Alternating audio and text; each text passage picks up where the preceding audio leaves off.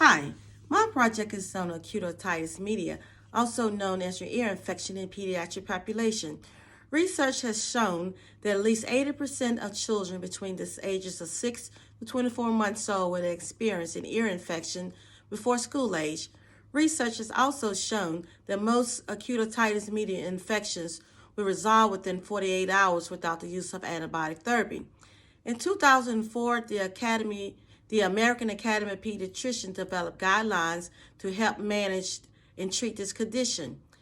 These guidelines include the use of antibiotic therapy, providers' perception, and patients' presentation.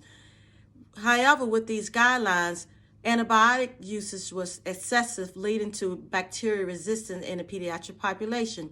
In an effort to reduce this phenomenon, the guidelines were revised in 2013 to include an otoscopic examination and a watchful waiting approach to allow physicians or providers to observe their patients prior to the initiation of antibiotic treatment.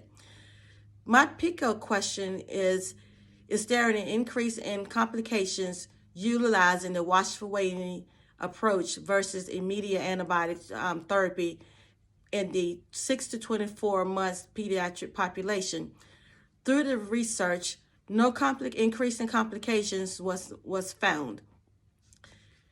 So, as part of my project, I developed a brochure about acute otitis media. It's a trifold that includes what acute otitis media is, how it's diagnosed, how parents can recognize signs and symptoms if their child may be experiencing acute otitis media.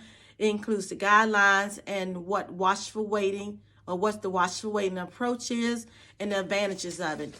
On the back, it is summarized about the information that's included inside to again emphasize the information about acute otitis media, and it also encourages parents to ask their physicians or their providers about watchful waiting during a child's episode of acute otitis media. This brochure can be placed in any setting that treats pediatric patients.